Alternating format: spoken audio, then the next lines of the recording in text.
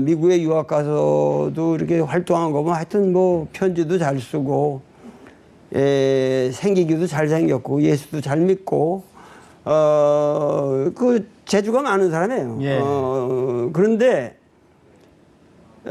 문장도 잘 쓰고, 그런데 제가 제 책에서 바로 이 책에서 뭐라고 그랬냐면, 이분은 정말 좀 거룩한 사기꾼이다. Holy imposter라는 말을 썼는데, 그 책을 보니까 두 사람의 인물 평가가 참 눈에 띄었습니다. 그러니까 여운형하고 이승만인데요. 네. 우선 여운형에 대해서 얘기를 해보자면요. 네. 선생님 책에서는 유일하게 이제 해방을 예견을 하고 또 준비를 해왔고요. 또 해방 정부에서 큰일을 할 수 있었던 잠재력 있는 인물이다 이렇게 평가를 하셨어요. 또 다른 자리에서는 우리 역사상 가장 바람직한 인물이라는 아주 호평을 하셨는데요. 그 여운형이라는 인물은 사실 우리가 그동안 잘 조명이 안 돼 왔던 인물이죠.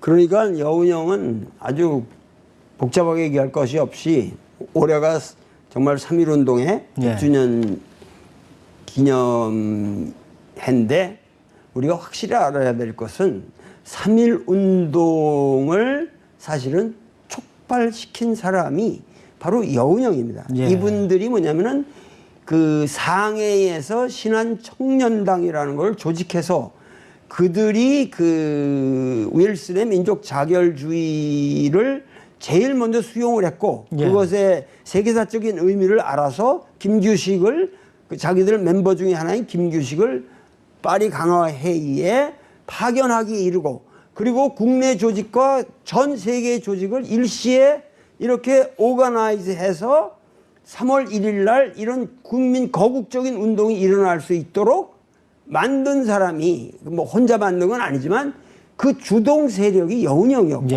그래서 이 일본도 여운형이라는 사람이 주동 세력이라는 걸 알았기 때문에 바로 1919년 12월에 제국 호텔이라는 데 데려다가 이 사람을 회유하려고 노력하거든요. 근데 거기서 외신 기자들 한 500명이 온 데서 당당하게 외치거든요. 그러니까 이 인물이 스케일이 달라요.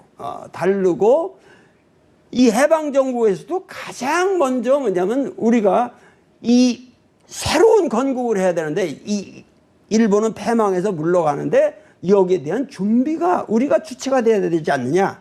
그래서 건국준비위원회라는 것을 바로 8월 15일 날, 해방일 날 만든 사람도 여운형이고, 그러기 때문에 참 여운형이라는 분이 그렇게 흉탄에 맞아서 돌아가시게 된 것은 참으로 안타까운 일이죠. 이제는 이승만에 대해서 한번 얘기를 해보겠습니다. 우리 역사상 참 평가가 엇갈리는 인물 중에 한 명인데요. 한쪽에서는 건국의 아버지, 국부로까지 얘기를 하고요. 또 다른 한쪽에서는 권력욕만 가득한 독재자로 비판을 합니다. 또 항일운동 뭐 제대로 한 게 있냐 이런 얘기까지 하시는 분도 있어요. 선생님은 후자 쪽이신가요? 아니요, 뭐 저는 인물을 바라볼 때 다각적인 측면에서 바라보기 때문에 그 이승만이라는 사람이 초기 뭐 배제학당을 나와서 그 만민공동회의 때 그 활약한 거라든가, 그리고 감옥 생활한 전력이라든가 이런 것들은 다 훌륭합니다. 그리고 미국에 유학 가서도 이렇게 활동한 거 보면 하여튼 뭐 편지도 잘 쓰고, 생기기도 잘 생겼고, 예수도 잘 믿고, 그 재주가 많은 사람이에요. 그런데 문장도 잘 쓰고, 그런데 제가 제 책에서, 바로 이 책에서 뭐라고 그랬냐면, 이분은 정말 좀 거룩한 사기꾼이다. Holy imposter라는 말을 썼는데, 이분은 어디 가든지, 모든 사태에 어디 가든지 이분은 꼭 분열을 시킵니다. 이분이 있음으로써 모든 저기가 분열돼요. 그러니까 이게 로마가 그 divide and rule이라는 원칙이 있는데, 나누고 다스려라. 근데 이 사람은 divide and take. 다 분열시키고 내 이득만 취한다. 그러니까는 이분은 정말 그 독립운동을 한 분이라고 볼 수가 없고 결국은 너무도 그 미국 교포 사회의 그 성금을 모아가지고 그 바른 방향에서 쓰질 않았고, 그리고 한국에 와서도 너무도 많은 사람을 죽였고, 그러니까 반드시 그런 방식이 아니래도 얼마든지 대접받을 수 있는 사람이, 예. 저는 이승만을 바라보면은 연민의 정이, 저도 뭐 하버드를 나오고 뭐 그런 저기를 다 해봤는데, 그 한국인의 어떤 그 지식인의 가장 좀 바람직하지 않은 그 인생을 걸어간 사람이 아닌가, 저는 연민의 정으로 바라봅니다. 예, 그렇게 평가하시는군요. 네. 그 북한 김일성에 대한 평가도 그 전에 눈에 띄던데요. 네네. 이전에 제작하셨던 이 다큐멘터리에 네. 이 김일성 편이 있더라고요. 네. 그러니까 제가 이렇게 보기에는 뭐 인정할 것은 인정하고 네. 비판할 것은 비판하자, 네. 이런 취지였던 것 같은데 네. 어떤 내용이었습니까? 그 우리나라에서 그 김일성의 전기적 자료가 아주 객관적으로 아주 충분히 다루어진 유일한 방송이었죠. 근데 예. 그 저는 이제 김일성이라는 인물을 우리 때 예를 들면 김일성은 가짜 진짜 김일성이 따로 있어 뭐 이런 얘기들이 많았잖아요. 많았죠. 근데 예. 결국 그런 것에 이런이 쭉 추구를 해보니까 우선 그런 얘기가 말이 안 되고 역사적 김일성의 존재는 확실하다는 걸 깨달았는데, 제가 긴 얘기 드릴 건 없고, 저는 45년 그 사람이 귀국해서 49년까지 6.25 전쟁을 일으키기 전까지 그가 추구했던 북한 사회개혁이라는 건 높게 평가할 만한 내용이 있습니다. 예. 확실히. 그런데 그 성과를 가지고 전쟁을 일으켰다는 거죠. 제가 확실히 조사해 봤는데 전쟁을 일으킨 건 확실히 김일성이 일으킨 거거든요. 그러니까는 그 6.25 전쟁이라는 걸 통해서 그 사람이 얻은 게, 물론 후에 통치 기반은 획득했겠지만은 이 역사를 위해서 한 일이 아무것도 없어요. 그래서 자기가 초기에 노력한 그 성과를 6.25 전쟁으로 다 말아먹었고, 예. 그 뒤에 역사는 그렇기 때문에 북한은 불행하게 갈 수밖에 없었다는 거. 이것은 김일성 개인의 불행이 아니라 북한에 살고 있는 모든 인민들의 불행이었고, 이러한 문제에 대해서 사실은 우리가 이념을 떠나서 좀 객관적으로 바라볼 필요가 있다. 선생님 책에서 보니까 남과 북의 두 괴뢰라고 이렇게 쓰셨던데요.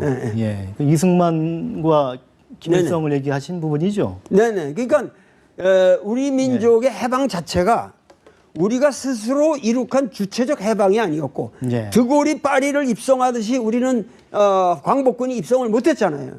그러니까 그러한 주체적 해방이 아닌 데서 결국은 미국과 소련이라는 당대 최강대국이 이 해방이라는 백혐이죠. 이 진공 상태를 어떻게 메꿀 것인가, 거기에 대해서만 경쟁하고 있었고, 그러면 미국과 소련은 자기들이 아는, 자기들 말을 잘 듣는 괴뢰를 등장시킬 수밖에 없었고, 그러기 때문에 등장한 사람이 이승만과 김일성이었다면 둘 다 그것은 외부의 권력에 의해서 우리 민족에게 부과된 두 괴뢰죠. 그 4.3 사건하고 이제 4.3 사건하고 여순 사건 조명을 하셨는데, 네네. 앞으로 우리 현대사에 또 재조명하실 계획이 있는 사건들이 있습니까? 저는 뭐 최근에 일어난 촛불혁명의 의미를 이제 앞으로 규명하는 문제도 중요하다고 생각하지만, 저는 역시 사상가이기 때문에 우리 근세 문명의 기초가 되는 것은 역시 난 동학이라고 생각합니다. 동학. 예, 동학.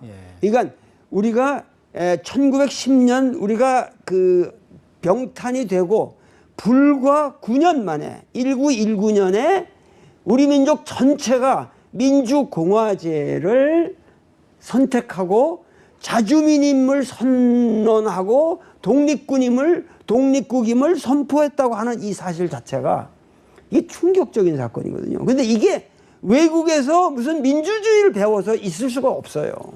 이것은 결국은 19세기를 내내 진행되어 온 동학이라고 하는 민주사상이 기반이 되어서 1919년에 3.1운동이 가능했다고 저는 보고 실제로 그 대표도 사실 천독의 손병희가 된 것이 그 역사적인 이유가 있다고 보고 그래서 동학 정신이 과연 무엇이냐 여기에 대해서는 너무 재미난 얘기가 많습니다. 그래서 제가 여기에 대해서 앞으로 다양한 좀 프로그램을 만들어서 그 한국 민족의 근대 정신이 무엇인가 이것은 세계 어느 민족의 프랑스 혁명이든 미국 독립전쟁이니 이런 것보다 훨씬 앞서는 우리 자체의 사상이 있었다고 하는 것을 제가 다양한 방식으로 앞으로 프로그램을 좀 만들 생각입니다.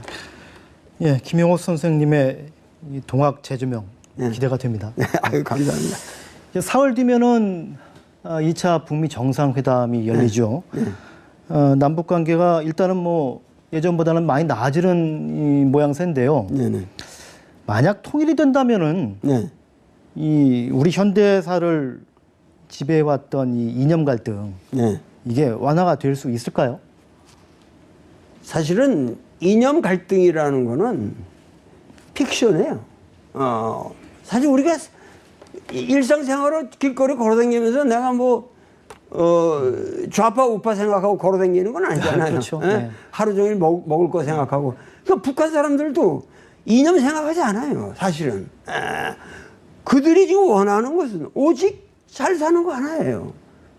우리도 좀 정의롭게 세계 국민으로서 국경을 털고 무역을 자유롭게 하면서 그런 거를 도와달라면 안 도와주니까 이 사람들 하는 수 없이 핵무기도 만들고 이래가지고 자기들의 발언권을 누리고자 한 건데 그들의 태도는 기본적으로 사실은 우리가 경제 조치를 완화시켜 줌으로써 그들이 세계 국민으로서 자유롭게 활동하게 해주고 그런 여건을 만들어 주면은 자연히 핵폐기도 이루어진다는 거죠. 그런 것이 쌍방적으로 단계적으로 너그럽게 안전하게 이루어져야 된다는 거죠.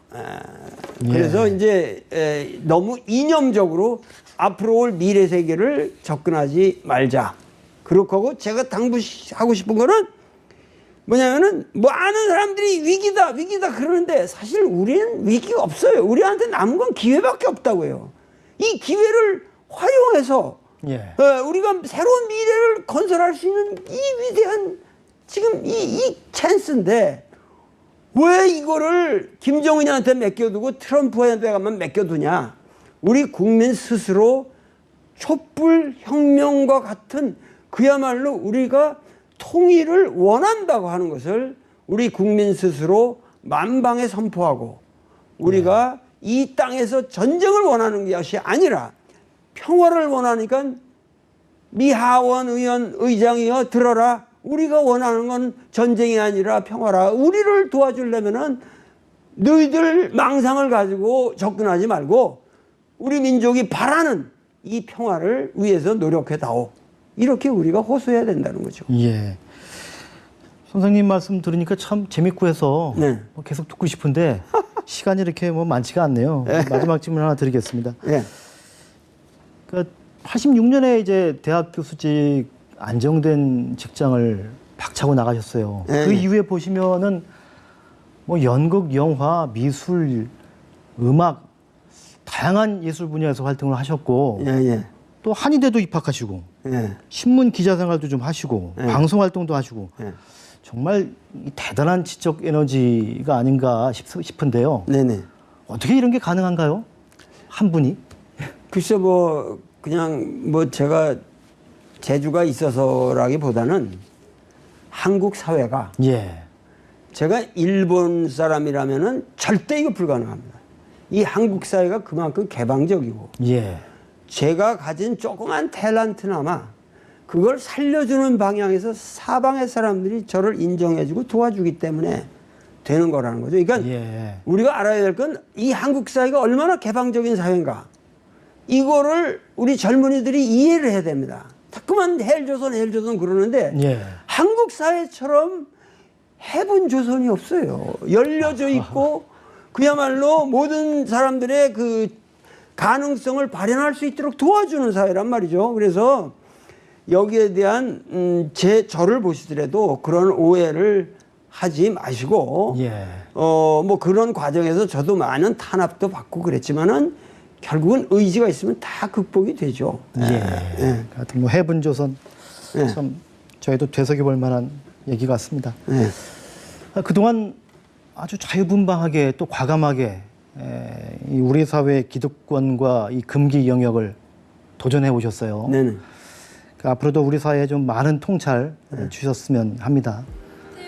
조월 김혜옥 선생님과 함께 말씀 나눠봤습니다. 오늘 말씀 감사합니다. 예, 예. 감사합니다.